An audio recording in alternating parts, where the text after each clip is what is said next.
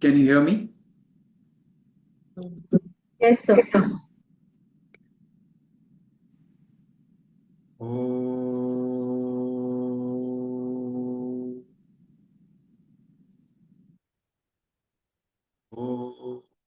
Sahana Bhavatu Sahanau Bhunattu Saha Viryam Karavavahai Tejasvinavadhitamastu Mavid Vishavahai.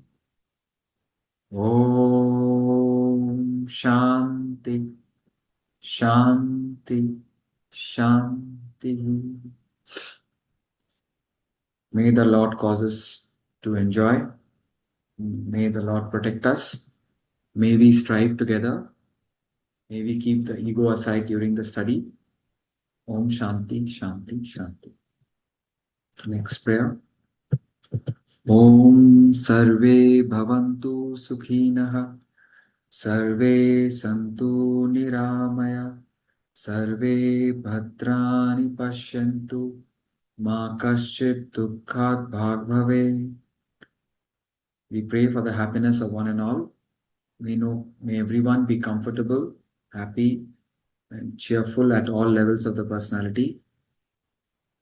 May we see that which is divine and sacred. May there be no suffering anywhere. Om Shanti Shanti Shanti. Anybody has any question?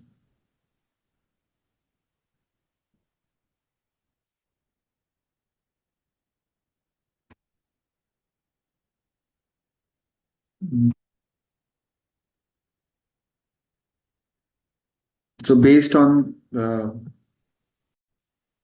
the quote that I put on the group, it is from one of the parables. Let's go to it.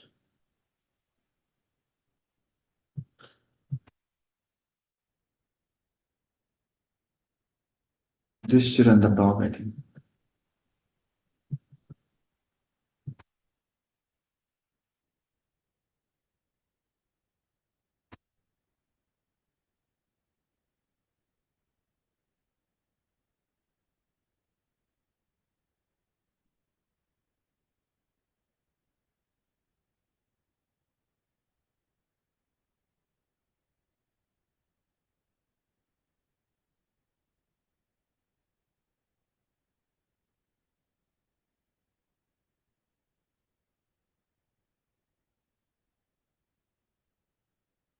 Just take 1 second.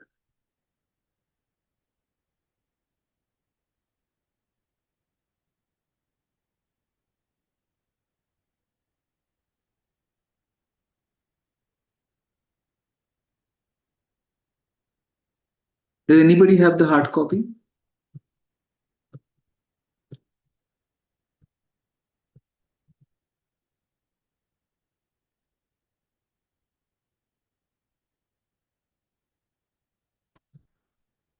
I thought I'd easily find it. Yudhishthira and the dog.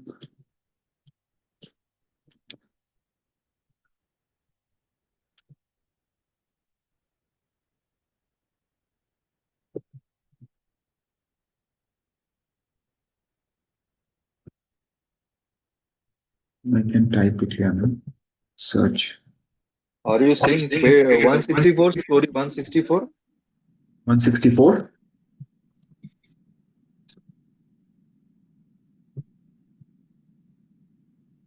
Serial number 164, page 440. Are you saying that? 1 second. 164. Not way to learn.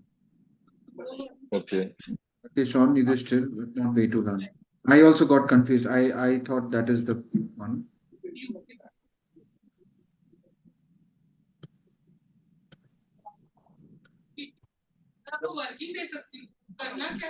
You can keep your mics on mute.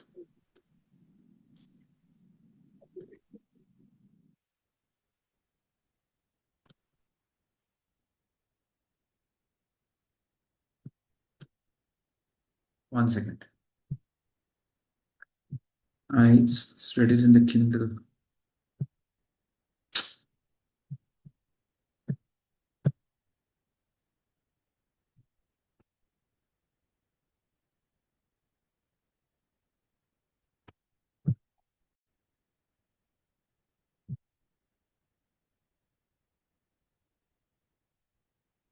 This is the story anyway. I didn't find it in the parables.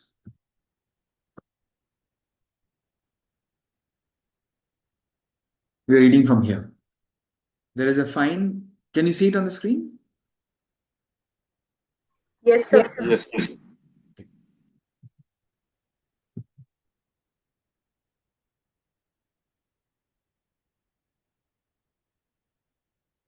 Okay, we're reading from when. When you commence to tread the path of truth, you find all sorts of base, lucre, and sort of gross and worldly temptations around you. You stoop to pick them up, but the moment you do so and enjoy these worldly temptations and enjoyments, you find you're lagging behind. So it's not that we are not allowed to enjoy the world. The in terms of wanting to enjoy the world, the three, four things that we got to keep in mind is that one is uh, through in this indiscriminate indulgence, mind wants it and we indulge, mind wants it, we indulge. Through indiscriminate indulgence, we lose the pleasure.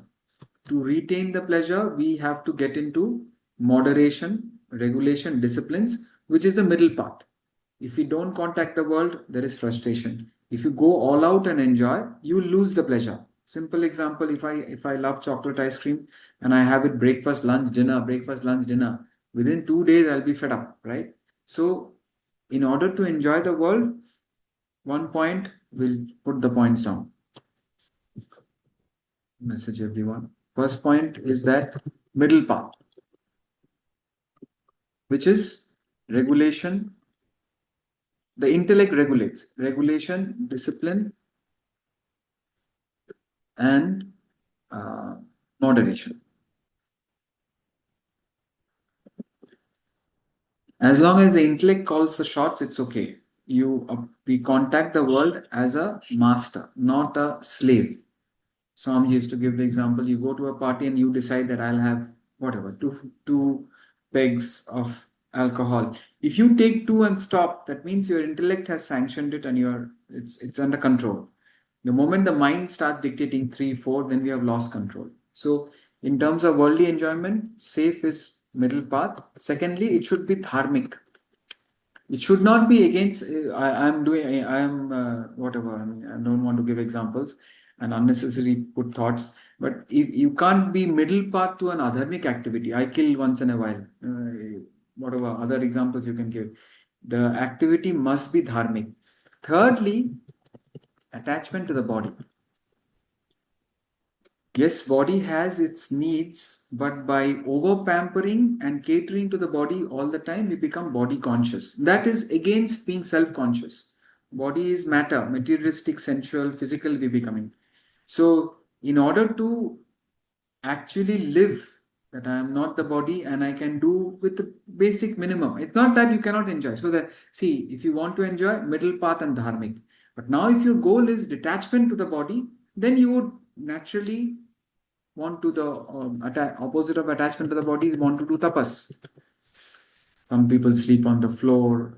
You give minimum the body required, and what happens is through tapas the body gains strength, vitality, health. Through overindulgence, the body deteriorates. So coming back, so these 3 points you can keep in mind whenever if you are enjoying. Yes, in some way we are paying attention to the body, which minimum is required. If the body is dilapidated, weak, not healthy, then you cannot progress on life, whether spiritual path or worldly life. So body needs attention, but over pampering will lead to attachment. Physical pleasures can be enjoyed provided it's dharmic and in moderation. So we come back here. So obviously, when he says when you stoop to enjoy worldly temptations, you're lagging behind. He's talking about overindulgence, adharmic pleasures. How can you be adharmic and want to be spiritual? They don't. They are completely opposite direction. You are losing the race, procrastinating, making your path dreary, and losing everything. Beware of worldly attachment and materiality. They're opposed to spirituality. You cannot reach the truth and also enjoy worldly pleasures. Meaning, see, even Swamiji's quotation is there. Do not lose the treasure of yourself for the pleasure of your senses. Do not lose the treasure of yourself for the pleasure of your senses. The explanation is, don't lose sight of the self. Even as we are doing our worldly activities, the idea is to develop a spirit of detachment for the world and for our personality, body, mind, intellect, and develop what we say mukshatva, the desire for liberation, desire for self purification, desire to become more a desire to have a perfect control over the body, mind, and senses. These desires must be encouraged. Then you are not getting involved. You cannot reach this is enjoy worldly pleasures means completely involved in worldly pleasures, no thought of spiritual evolution. So the more we have thought of spiritual evolution and detachment, the better it is. Then we are on the path of renunciation. I think it's Kathopanishad, which says there are two paths: path of Preya, which is the pleasure, path of Shreya, path of good. So here is talking about the path of good. The saying goes, if you enjoy the truth, you will no longer be able to enjoy the worldly pleasures. It is being very strict. You're no longer dependent upon worldly pleasures. See, if you are inspired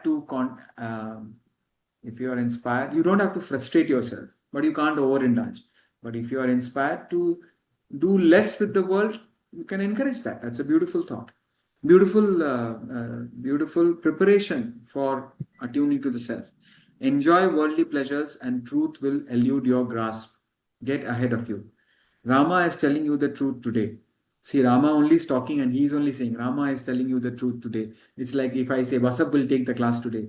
So many people come to Rama and say to him over and over again, they want realization.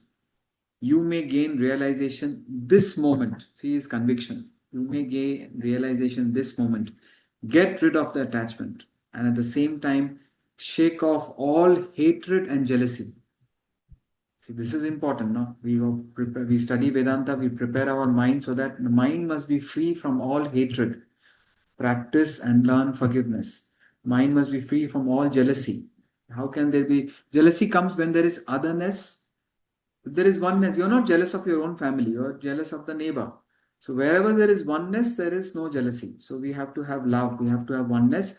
And where this feeling comes, instead of jealousy is pulling the other person down. That person has more. You're jealous. Instead of that, be inspired. Okay, I want to be like him. Be inspired to put in more effort. What is jealousy? What is hatred? It is inverted attachment, opposite of love. We hate somebody, it is because we are attached to something else. Here you will ask, how are you to get rid of? Okay, I am just reading the highlighted portions. Then we'll go to the story. But the truth is, let the truth, see how this is classic Swami Ramatitha. But the truth is, let truth or God become your father. Father is just not a father. He is representing God. Let God or truth become your mother. Let God or truth be to you your wife. Let God or truth be to you your grandfather, your teacher, your house, your property, your everything. No exception. Whatever you contact, you relate to it as if it's God. You are not class members, you're God. I'm not a teacher, you're God. Everything, whatever you see, wherever you see it as an expression of the divine.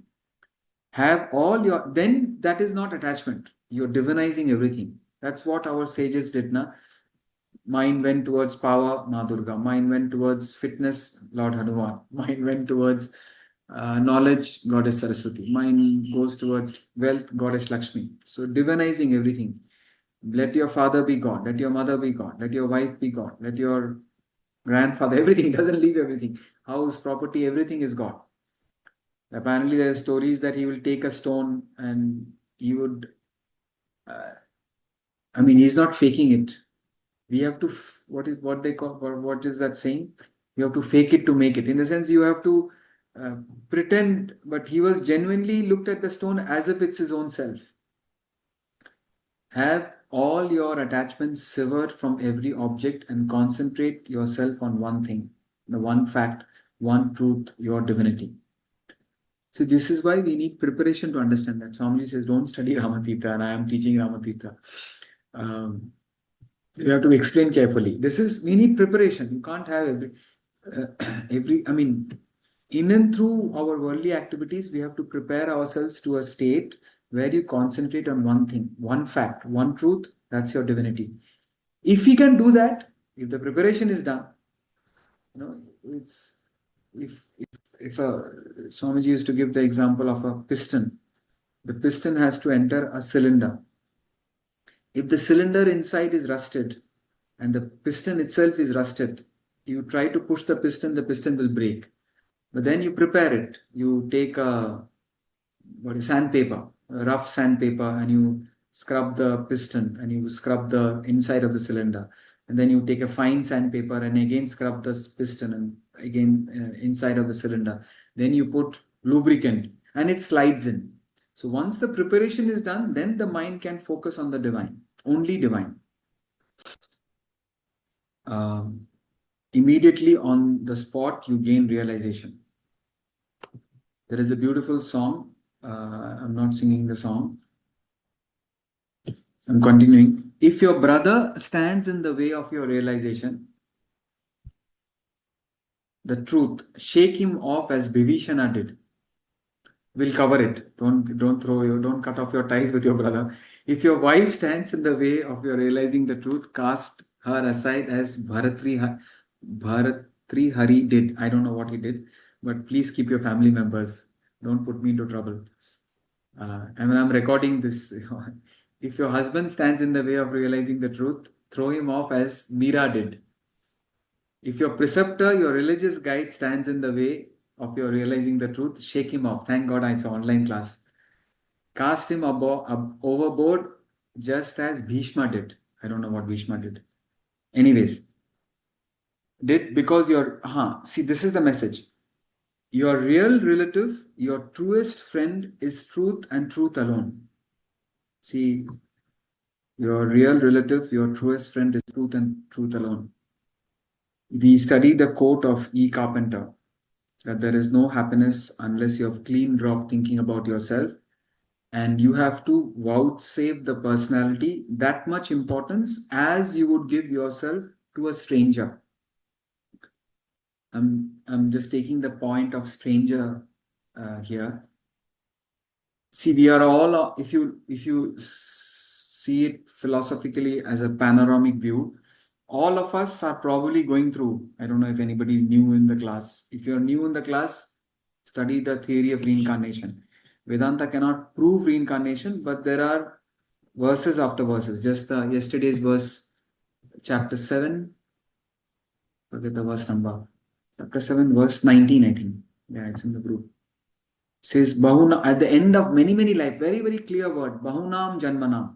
Bahunam Janmanam means many, many lifetimes. At the end of many, many lifetimes, does one realize the self, meaning this could be our last Janma, but it is not a simple thing. You need a lot of effort. So there could be many. So each of us are going through many, many lifetimes. And we could have been in different incarnations. Last lifetime, Priyanka could have been a butterfly. Somebody else could have been a donkey. Somebody else could have been a monkey. Somebody would have been a dog. So we have not just that. It could have been it's a long journey. We could have been living as a mountain or a stone for a long time. So, and then not to talk about human beings. So many different human beings. We could have had many, many human lifetimes. Now, this lifetime, however long it seems, 50, 60, 70, whatever years, it could be short or long, however long it is, suddenly we come together. We are actually strangers. We are meeting only for a while. This is just one thought I want to. It's philosophic. We are all strangers. We are meeting only for a while, and this meeting is temporary. Class is of course temporary, but our relationship with the nearest and dear ones is also temporary. That's exactly what Swami Ramatita is saying it very powerfully and very clearly that no other, our real relative, our truest friend is the truth and truth alone. All other relations and companions are only fleeting for a day only. He is putting this whole lifetime as a day. But the truth is always with you. That which is making you conscious of your experiences. That was making you conscious when you were as a butterfly.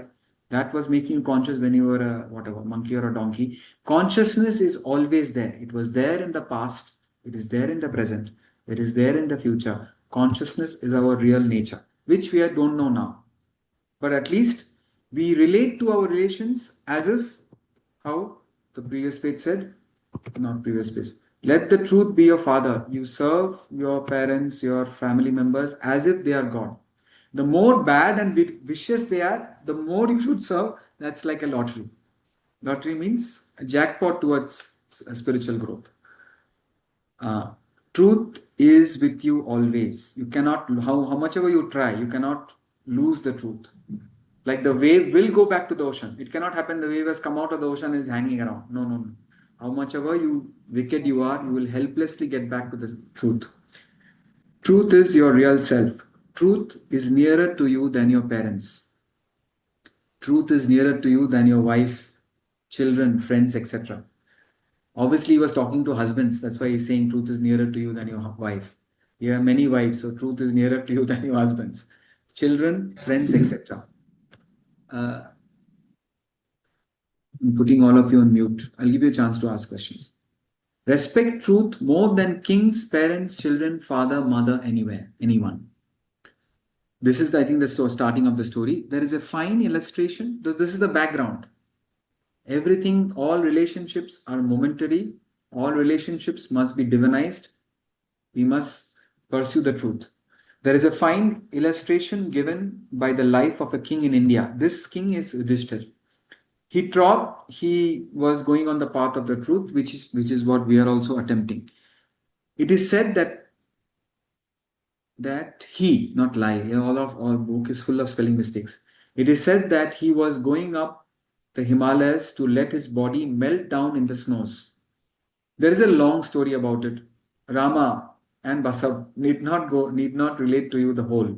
For some reason, for a great reason, he was going with his parents, with his wife's brothers. So parents is, I think, Kunti. I don't know if his father was. Wife is Draupadi, and wife's brothers, I don't know who they are. And his four brothers is Arjuna, Bhim, Sahadev, and Nakul, right? Yeah. And on the summits of the Himalayas. It is said he was treading the path of righteousness. He was Dharma Raja. Yudhishthir was Dharma Raja. He never did anything unrighteous. That is the preparation to moksha. Dharma, Artha, Kama, Moksha. People have no clue of moksha. People have given up dharma. In Kali Yuga, dharma is also not there. Moksha is not there. Everybody is completely involved in Artha and Kama, wealth and enjoyment. In other words, we say wine and women, whatever. All the time, acquisition and enjoyment. Spiritual life is dharma, artha. Artha kama is not excluded, but with dharma. And then finally, we have to seek moksha. That is, and not an option. Seeking moksha, seeking dharma and moksha is not an option. If you compromise dharma, you will have to go narak. Narak means hell. You will rot in hell. Narak in Niguda. Captive in hell. We will go through extreme suffering. Knowing that we will go through suffering, get on to dharma, and dharma itself is not enough. Dharma is the preparation for moksha. Dharma is karma bhakti jnana, properly, with gratitude, with unselfishness, without ego. You combine these things, love, forgiveness, gratitude, no ego, unselfishness, we are sorted. And then seeking the self. Bhaja Govindam. Just 1 second, I'm so sorry.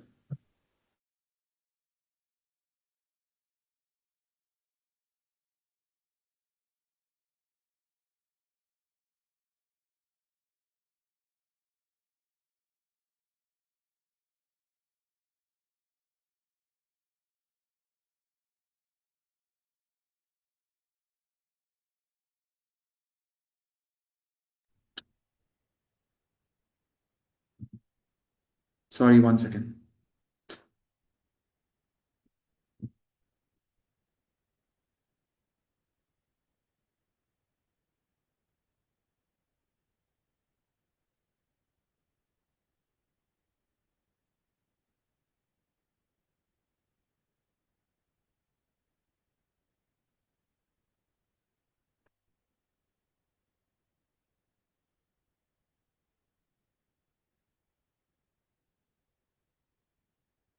What was I saying?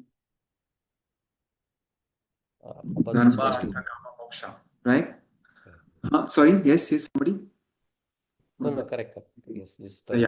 So when we forget dharma and moksha, then that is the suffering. That is people in the world through having.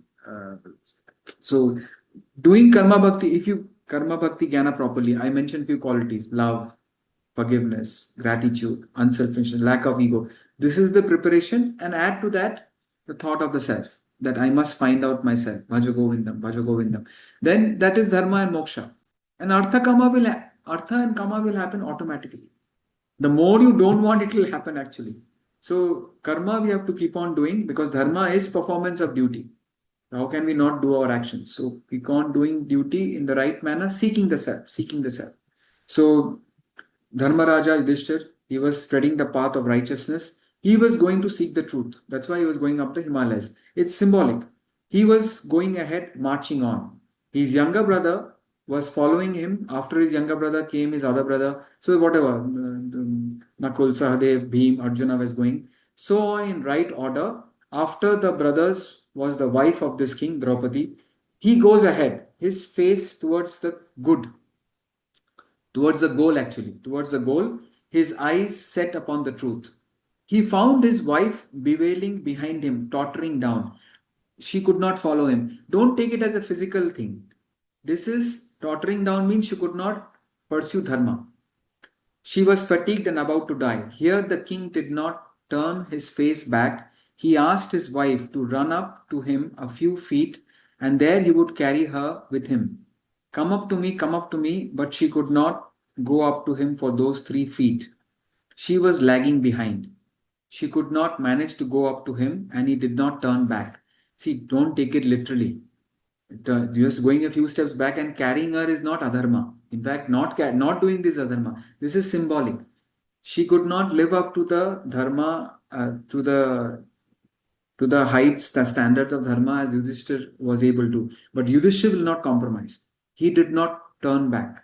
This is the message. The message is to turn back one step from the truth is not allowable. Means we will delay our merger. You do something adharmic, tamasic, rajasic, etc. You're delaying your merger. To turn back one step from the truth is not allowable. Never will King Yudhishthir turn back one step. The wife totters down, but for her sake, the king is not to turn back from truth. Now, this is the punchline. Thousands of wives, partners, husbands you have had in your previous births. This is not me, Swami Ramatirtha. If you get angry or something, please get angry with him. I mean, you're coming for the class, so it's up to you now. I am not forcing you to come. Thousands of wives you have had in your previous births, and if you have any future births, you do not know how many times you will be married again, how many relatives you have had, and how many relatives you will have in the future. For the sake of these ties and relations, you have not to turn back from the truth. Go ahead, go ahead. Let nothing draw you back. Another punchline. Have more respect for truth than for your wife. Have more respect. Wife means husband and partners, everybody. Have more respect for your divinity. The truth concerns the whole human race. These are punchlines. Have more respect for the divinity. Why? Because the truth concerns the whole human race. The self in you and the self in me and the self in all human beings and living creatures is one and the same. So when you live for the self, you are actually living for the self of all beings. I'm just giving the another Swami Ramatita example. It's so beautiful. You should share this with everybody. If the right hand says, "My God, I am writing and sending all the mails and I'm doing all the work," but when the salary comes and the food comes and the mouth is eating it, nahi chalega, nahi chalega. Inqilab Jindabad. Food should not eat the mouth should not eat the food. Put all the food in the right hand. And Swami Ramatita says, if you literally put all the food on the right hand, it will decompose. So when the hand becomes selfish and says, no, I should get benefited by my actions, the whole body decomposes. Whereas if the hand says, no, I have done whatever I have done, but the food should go to the mouth. When you are unselfish, the whole system is strong, including the right hand. So when we are selfish, we not only we decompose, the whole system decomposes. Whereas when you serve the self of the whole body is strong. So when we serve the self of the country grows up, we also grow up.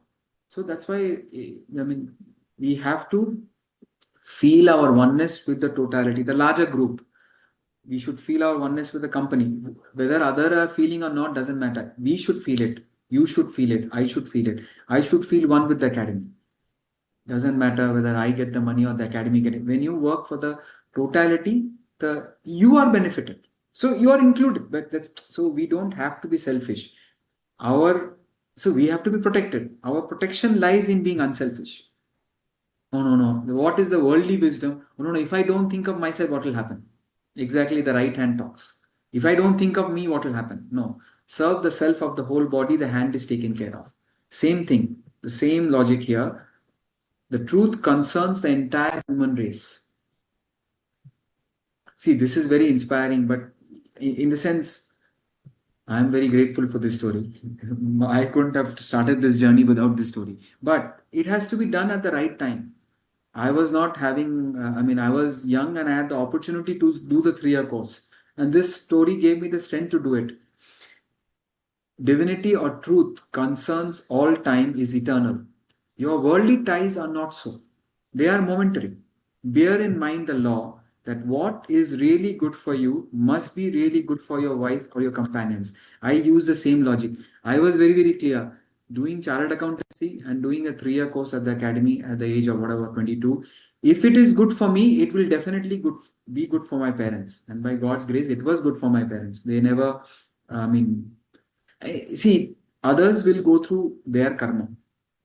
We have to do our dharma. If we don't do our dharma, we will have to face the harmful consequences of karma. So we have to do our duty.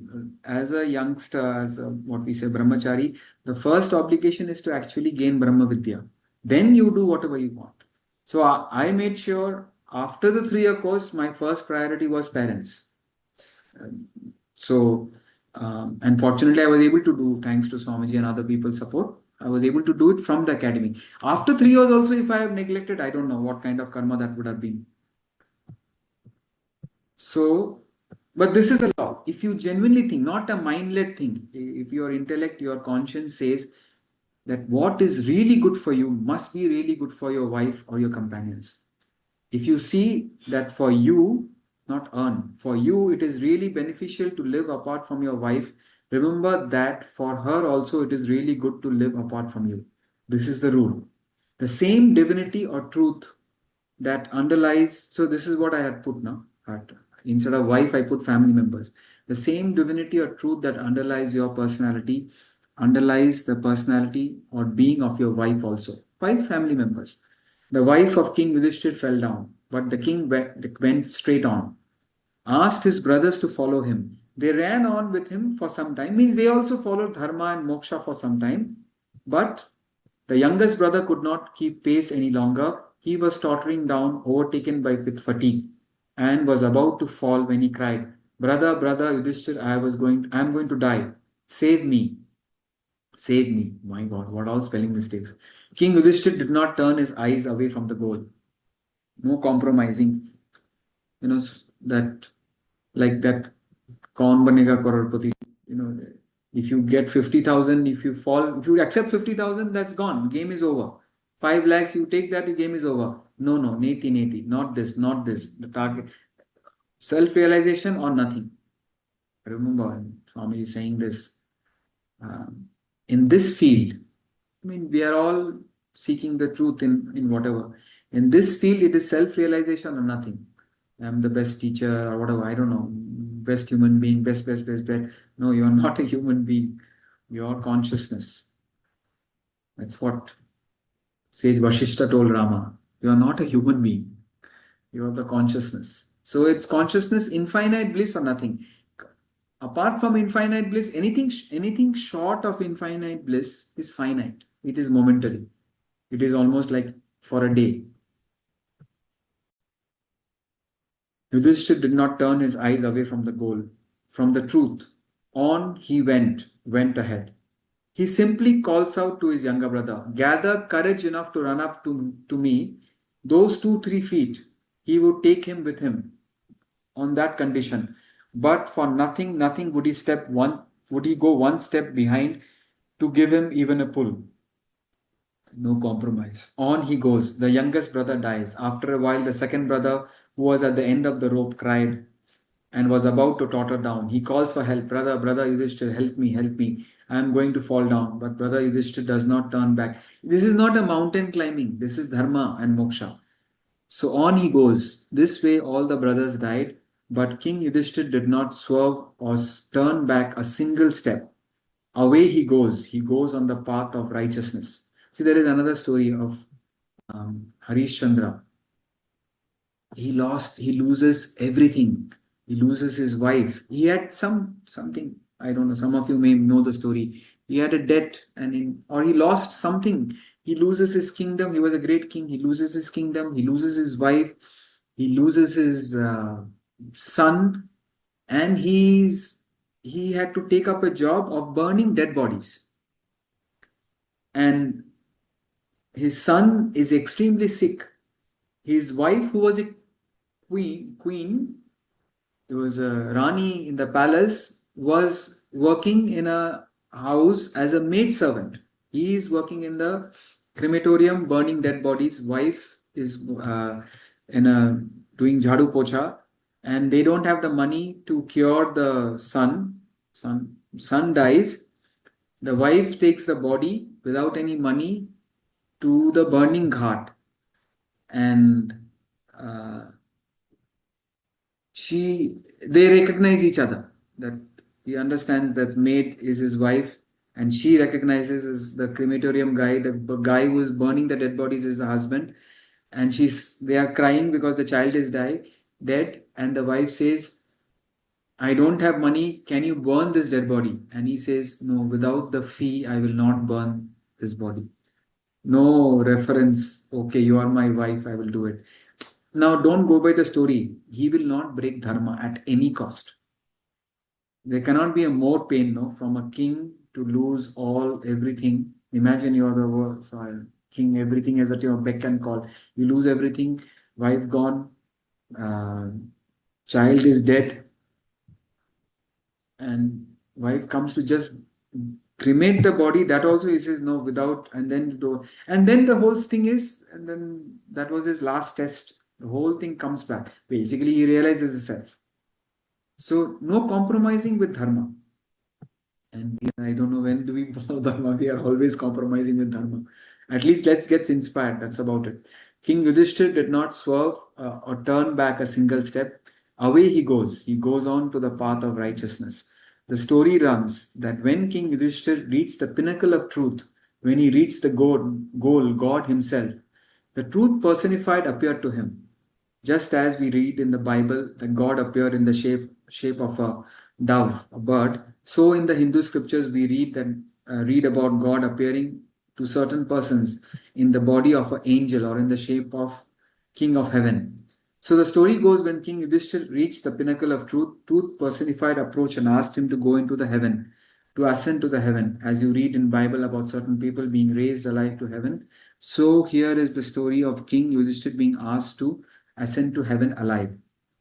When he looked at the right hand side, he found a dog with him. So all the brothers died, wife, brother died. Nobody could keep pace with him, but this dog was with him all throughout. King Yudhishthira said, "O God, O truth, if you want to raise me to the highest heaven, you will have to take this dog also with me. Let this dog also ascend to the highest heaven with me."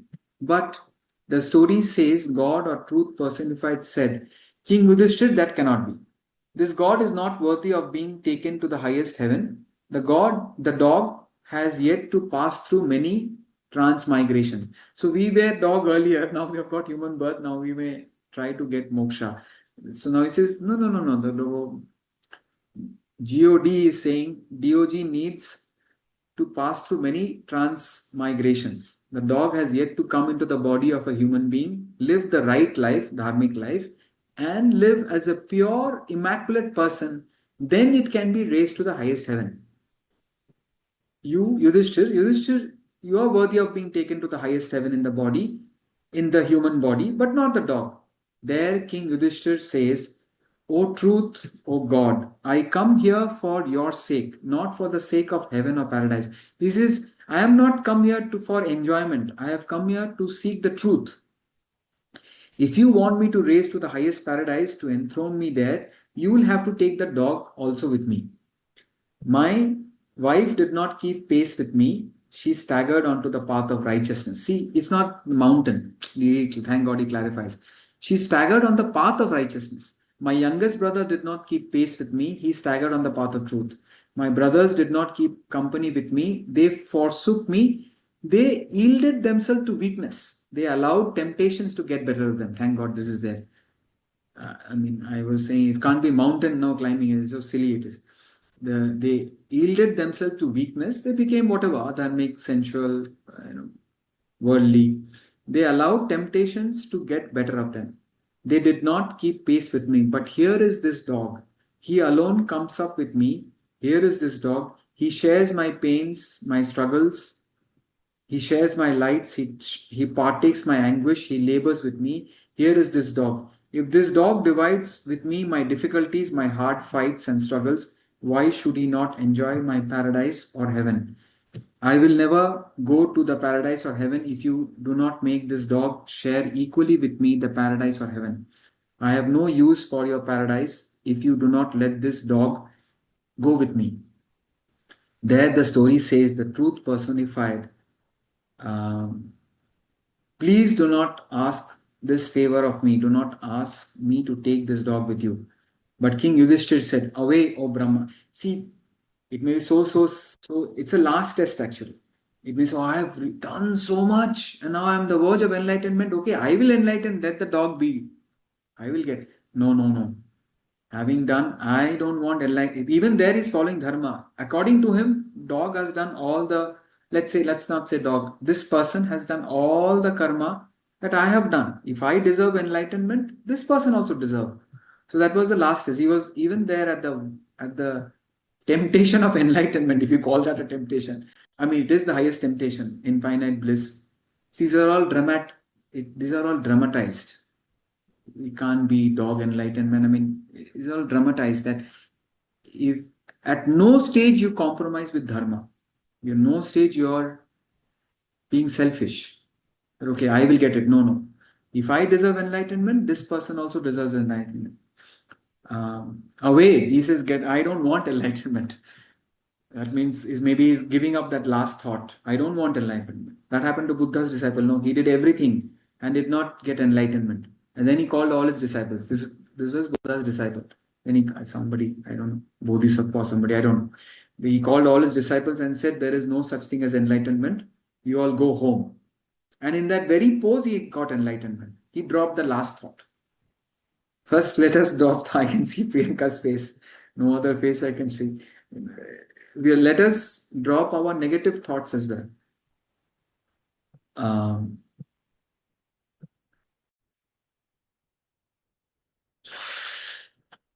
You are no truth. You are not God personified. You may be some devil, he's telling Brahman. You may be some devil, you cannot be God truth. Because you see truth, then why should you allow any injustice in your presence? Injustice, adharma. Don't you mark that if you give me exclusive enjoyment of heaven and don't allow the dog to share my happiness, then share my happiness, then you are unjust to the dog who shared my trouble. This is not worthy of God or truth personified. The story says truth personified or God appeared in these two colors. The very dog was immediately found to be no longer dog, but to be in full glory, Lord Almighty Himself, the God. That's why in every DOG there is GOD. Why just in DOG? In CAT, RAT, BAT, everywhere God is there. You have to see the God. But to be in full glory, Lord Almighty Himself, that King being examined and tried. And in the final examination, the final trial, he came out successful. This is the way. What are we learning? This is the way you have to tread the path of truth. Even if your nearest and dearest companions, those who are next of kin to you. Spiritual path is not a picnic you do with your family members. It's a pilgrimage you go on your own. Whoever comes with you is your true family. Those who are next kin to you do not keep pace with you on the path of righteousness. Do not look upon them as your friends. Whoever shares the goal, and spiritual goal particularly, they are your friends, real family. Do not look upon them as your friends. If a dog accompanies you on the path of righteousness, that dog should be the nearest and dearest being to you. Thus, make your friends on the principle of favoring your righteousness. Keep satsang, those who follow dharma, not unrighteousness. Select no friend on the principle of favoring your evil nature. Dussang. Somebody is encouraging your tamas, somebody is encouraging your rajas. No. If you select your companions on the principle that they enjoy the same kind of evil propensities that you do, suffering, anguish, and excruciating pain, this is narak, hell, will be your lot. It is related to a Hindu saint. He was going through the streets hungry. See, these are the parables. This is the main book. Parables are from this only. It is related to Hindu saints. No. This is too much. Now, something different. See, there are three types of. Anybody has any question from here? Sir, I have a question. You spoke about moksha. A few days back, I heard a video where a man was asking to Sadhguru that this birth we have got is due to our karma of the past lives, and there must be the beginning of our lifetime when we had no karma. Then how we got this birth, how the cycle of birth and death started. So that was the question. Repeat the question again. Don't worry about who is being asked. Repeat the question. Yeah. So this lifetime is because of the karma or the past lives that we have lived. Correct. So Correct. there must be the first time when we were born, where there was no desire or no karmas of the past lives. Then how it all started. So And then basically, you have a very, very fancy way of saying how did it all start? What is the origin? How did we come out of Brahman? You're putting it a little bit more technically, which is good. You have thought about it. Whoever thought about it and says, okay, this lifetime is past lifetime's karma. You're taking into account that. Then how did the first karma start? See, the answer is Maya. Just remember this line. I don't know from when Upanishad it is. Maya is beginningless, but it has an end. Maya is beginningless. You don't know how it all started. See, the dream just starts. In the dream, let's say Priyanka, if you are in the dream, in your dream, so this is so deep and powerful. In the sense, if you really go into the spirit of it, in the dream, I will believe that this is my age, 40 years, 45 years, whatever it is, and I can account for every single minute of my dream existence. But when I wake up, I realize that entire dream was just a few minutes old, right?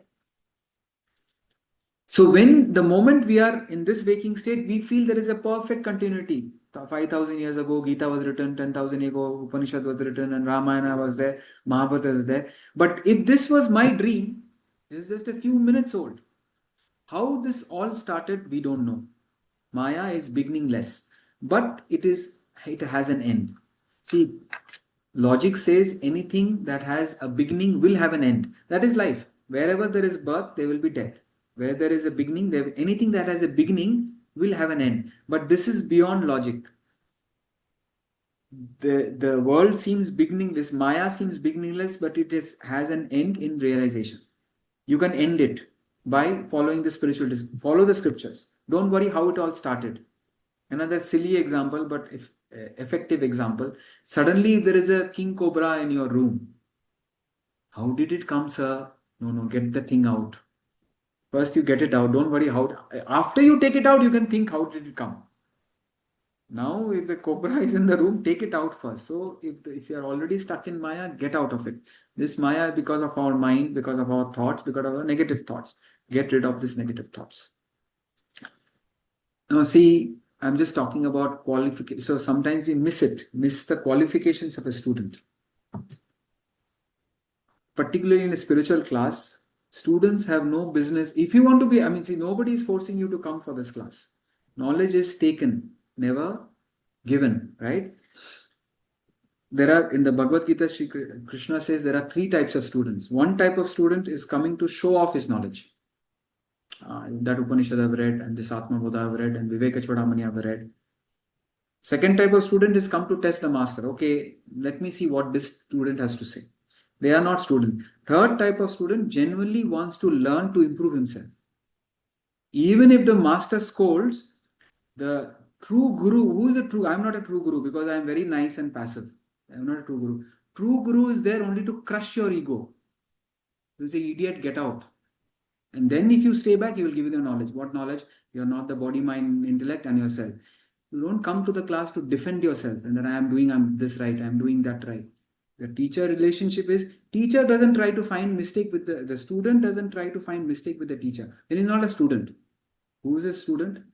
Don't personalize. This is the fact. If you go and tell Swamiji, how are you doing this? That is the last second in the ashram. You don't want to learn, don't want to learn. The ashram, the teachers, the books are there for us to see our mistakes, humble ourselves, liquidate our ego, improve ourselves.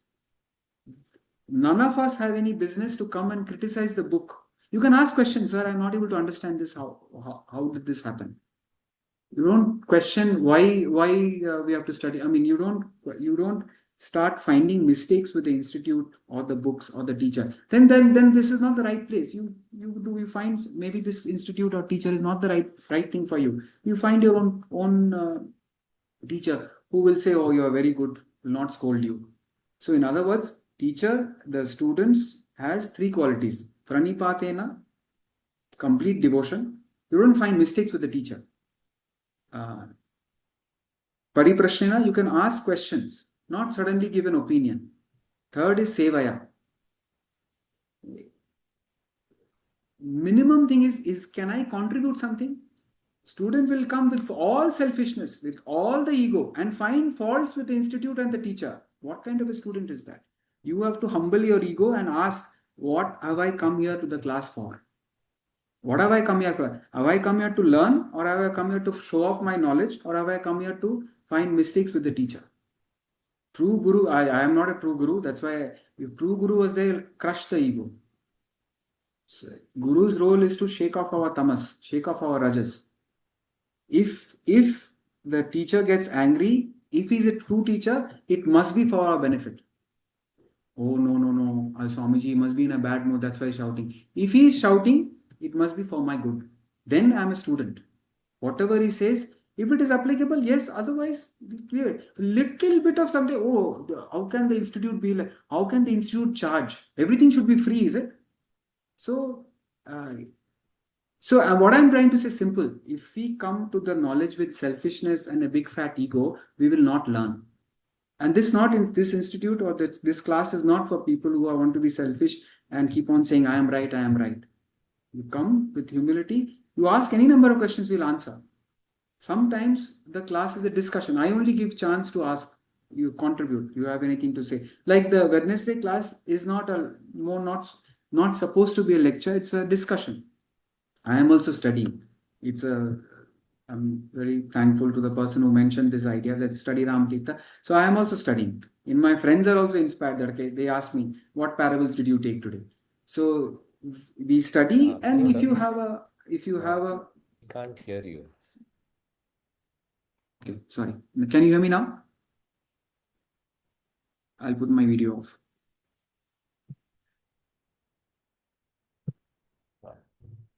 Can you hear me now? Yes, sir. So the Bhagavad Gita class is more of a lecture. The Vedanta Treatise class Saturday and the Ramatirtha class, these are more you can discuss. So enough opportunities are given for questioning. You can question with respect, with devotion. So really, begging and pleading for anyone to come for the class. If you want to improve, you come for the class.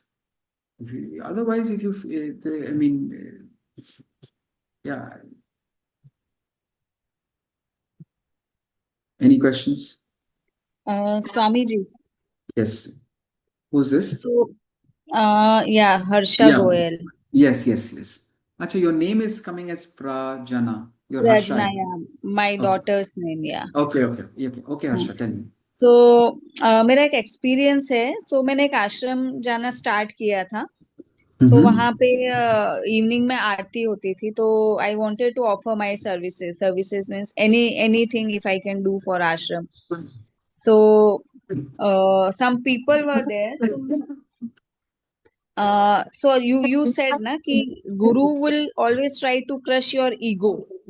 That is the role of a guru, to crush the ego. Yeah. ठीक है. So I started going there, and also one person, he wasn't the guru. He used to come almost maybe daily or maybe two or twice or thrice in a week. So then पूजा के बाद में वहां पे cleaning करते थे वो place का. तो I also joined कि ठीक है, I'll also clean the place and all. Then that man he called me कि ठीक है, आप को क्लीन करना है. मैं बोला हाँ, I'm ready to offer my services. So then he just opened one, I don't know how to say, he opened one place. So it was a toilet basically, and it was, I think that place was not opened at all from at least maybe last 6 months. He opened that and he said isko clean kar do. So will it be considered as exploitation or the crushing the ego? I can't comment on that particular incident. If he is a genuine guru, then it's a true thing. See, He wasn't the guru. He used to come there. so I mean, it could be both. Now, it could be exploitation. It could be that he's telling something for your good. But see, from a disciple's, see, first of all, see, you don't see, we take one part of it and we blow it out. You see the everything else. You know, so much. See, there was a student who had come to the ashram. He had absolutely nothing, no money, completely confused in life. And Swamiji, and only thing was he was sincere to learn. He was sincere to learn and seek the truth. Swamiji gave him support for 3 years. Swamiji went to ashram and everybody helped him. He finished the 3-year course and he wanted to do something. And there was some miscommunication or misunderstanding, whatever, or he made a mistake. He got scolded. And in a what you call, almost with bitterness, he left the ashram. Now, it's like somebody gives you $1 billion and suddenly takes away 10,000 rupees from you. You remember that 10,000 rupees only. So what I'm trying to say is, you see the overall package. What is that you're gaining from that ashram or from that guru? What have you learned in terms of knowledge? What type of peace you have gained? What is the opportunity that you've got? Suppose everything is negative and he says clean the room, then why are you doing it?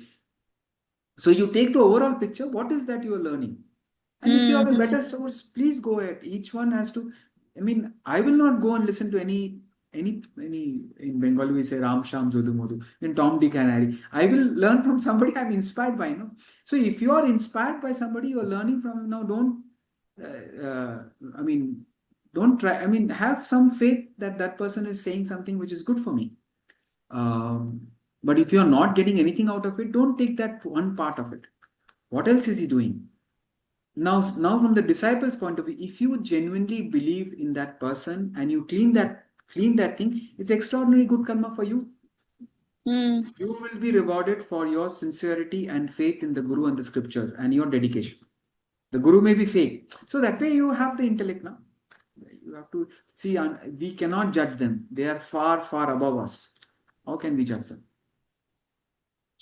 That is what I wanted to understand. Like in the journey of love, forgiveness, see, Ramakrishna Paramahamsa, he went to the lowest caste, outcast, their bathroom, and with his hair, not even with a pocha, with his hair, he cleaned the bathroom because he wanted to crush his ego himself.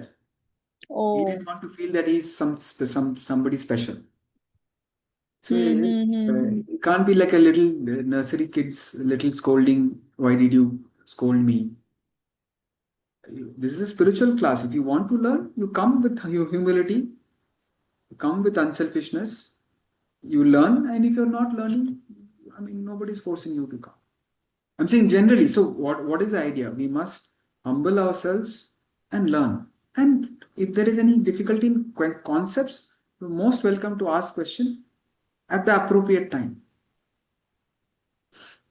Okay, we'll end the class with the prayer.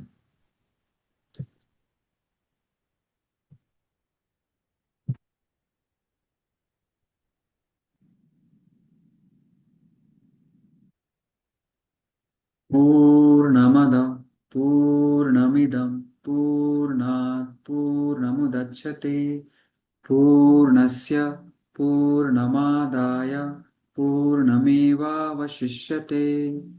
Om Shanti Shanti Shanti. Thank you. Thank you, Prabhuji. Hari Om. Hari Om. Thank Thank you, you. sir. Thank you. Thank you.